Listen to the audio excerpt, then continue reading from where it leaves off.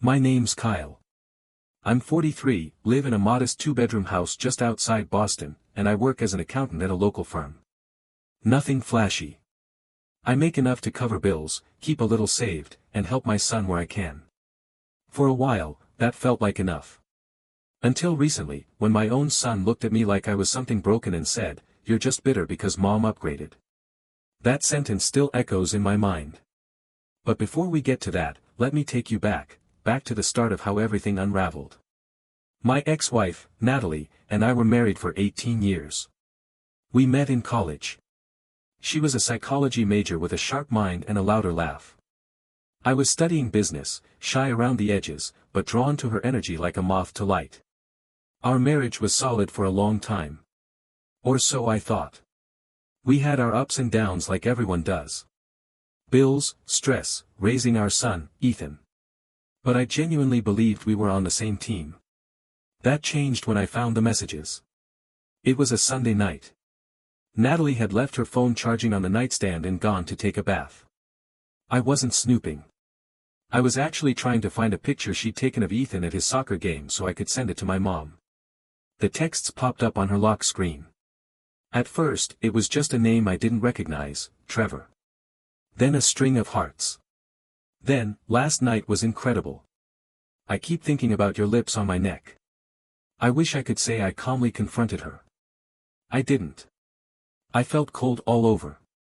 I sat on the edge of the bed for almost 20 minutes, heart racing, staring at that screen like it was in another language. When she came out of the bathroom, I asked her who Trevor was. Her face went pale. She didn't lie. Not really. She just started crying and said she didn't mean for it to happen. That she felt suffocated in our marriage. That Trevor made her feel alive again. That she didn't think I'd ever understand. She didn't even try to fight for us. She packed a bag and stayed at her sister's for a few nights. A week later, she asked for a separation. 2 months after that, she moved into her own place. I filed the divorce papers myself. The day I signed them felt like a funeral. I kept the house because Natalie didn't want it. Said too many memories. I poured myself into work and tried to keep things normal for Ethan. He was 15 at the time and took the split hard. I didn't tell him about the affair. I figured he'd resent his mom forever, and I didn't want that. Maybe that was a mistake. We settled into a new rhythm. Ethan lived mostly with Natalie but came to my place every other weekend. I tried to make those weekends count: movies, pizza nights, long talks in the car. It was quiet, but it felt like healing. Then Trevor reappeared. 8 months ago, Natalie married him. She didn't tell me until 2 days before the wedding. Said it was a small ceremony, just close friends and family. Ethan went. Came back talking about how amazing Trevor was. How he had 2 Teslas, a house with an outdoor kitchen, and a pool that played music underwater. How he knew celebrities, invested in startups, and once flew a private jet to Napa just for lunch.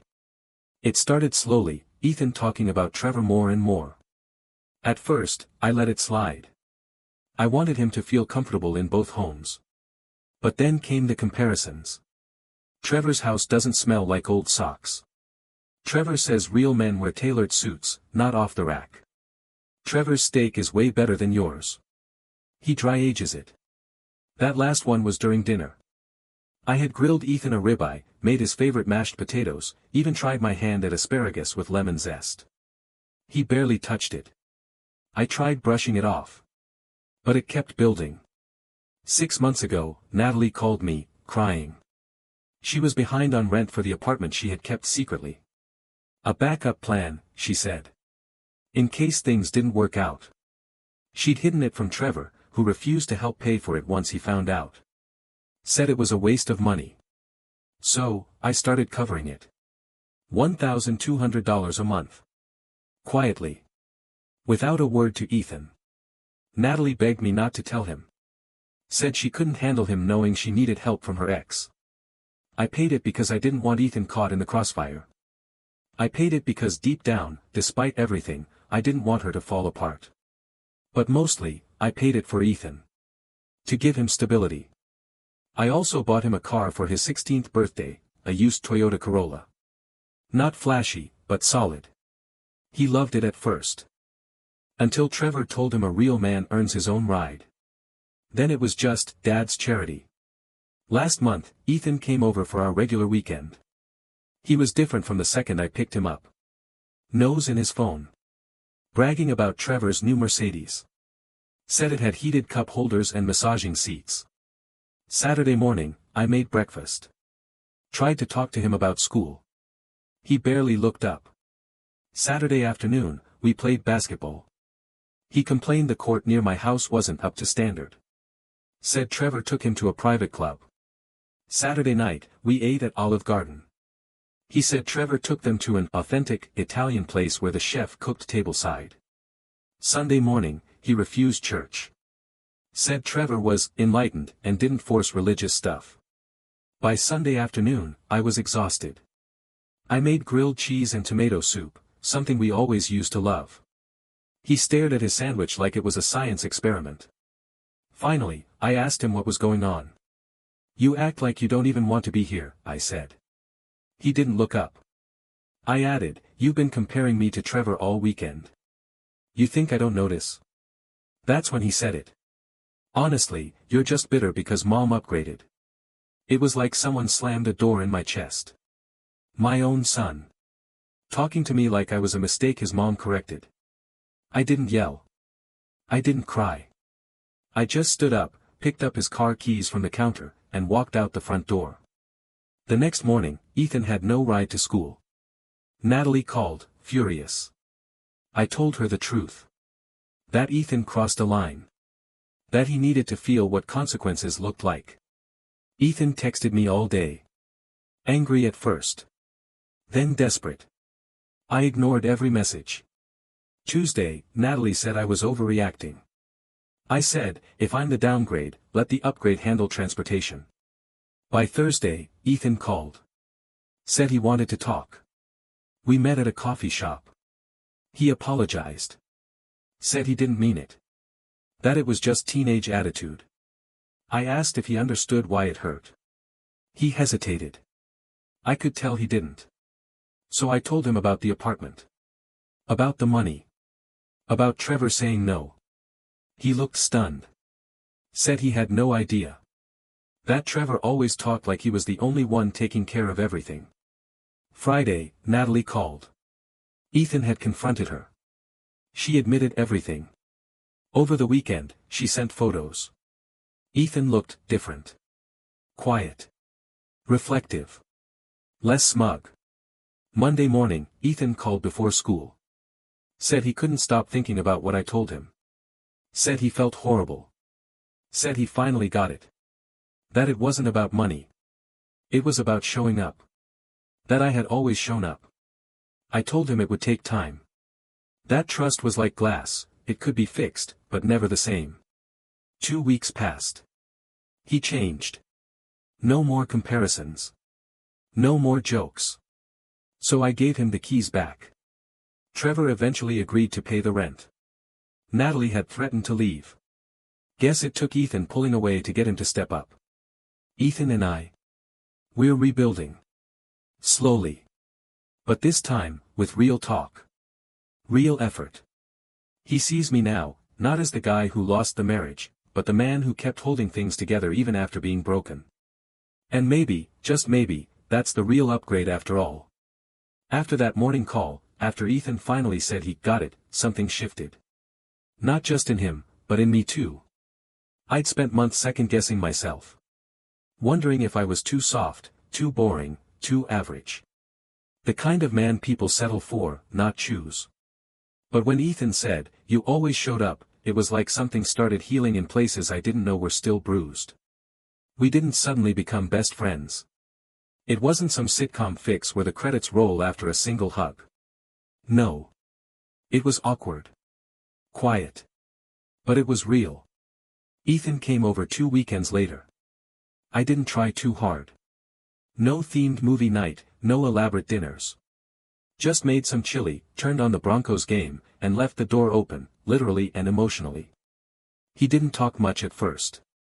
Just sat on the couch, hoodie half-zipped, phone in his hand. But he didn't scroll. He just sat there. Midway through the second quarter, he asked, "How do you make chili taste like this without beef bouillon?" I laughed. It was the first thing he'd said to me that wasn't a dig or a one-word answer in months. "Takes time," I told him. "You brown the meat slow, let the spices sit. Patience. That's the secret." He nodded like he was listening to more than just a recipe. Over the next month, the weekends got easier. We started a loose tradition: Friday burgers from the same little diner, Saturday chores together, he groaned, but he helped, and Sunday coffee walks around the park. We didn't always talk deep stuff. Sometimes we just pointed out weird dogs or argued over who'd win in a fight, Batman or Iron Man. But slowly, the edge faded. The tension lowered. He started staying 5 minutes longer each Sunday before heading back to his mom's. One evening, while helping me fix a busted cabinet hinge, he said, "You know, Trevor doesn't even know how to hold a screwdriver." I didn't say anything. Just smiled and passed him the Phillips head. A few weeks later, Natalie started texting again. Not about rent, Trevor was handling that now, but about Ethan. "Is he talking to you more than me lately? He's been quiet around the house. I think he's pulling away." I wanted to tell her that parenting isn't a scoreboard, but I didn't. Instead, I replied, "Maybe he just needs space. He's figuring things out." She sent a thumbs up emoji. That was it. But the real turning point came in April. Ethan had a school project, a video essay about resilience. He asked if I could help him record it. "Sure," I said, trying not to look too eager. "What's the topic?" He shrugged. "I'm doing it on you."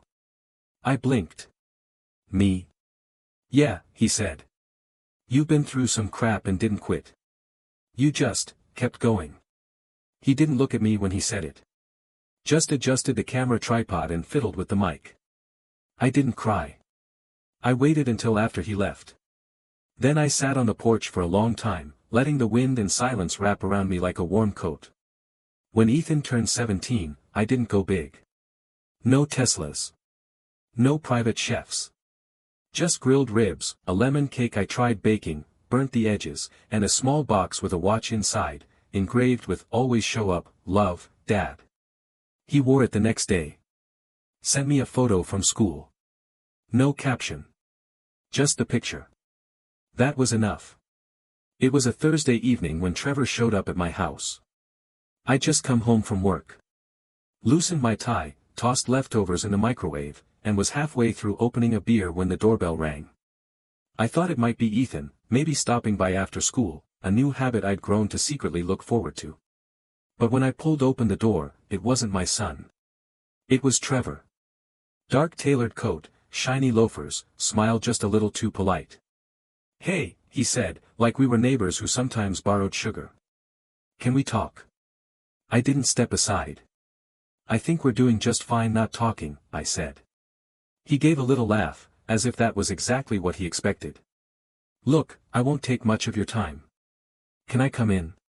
I should have said no. I wanted to say no. But something in me was curious, about what kind of man could walk into another man's life, into his family, and still stand on his porch like he had the right to be there. So I stepped back. He walked in like he'd been here before. Maybe he had, back when Natalie and I were still married. I tried not to think about it. We sat across from each other in the living room. Him on the leather chair. Me on the couch I bought secondhand after the divorce. The room felt smaller with him in it.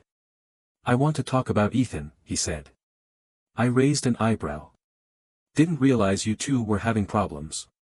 He leaned forward, elbows on knees. "He's been cold lately. Distant. I know something changed after he started spending more time here."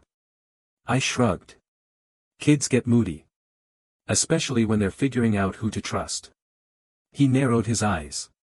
"Did you tell him something? About me? About the apartment?" I didn't answer. I didn't need to. "I knew it," he said, like he was proud to be right. "Look, I get it. You're upset. You have every right.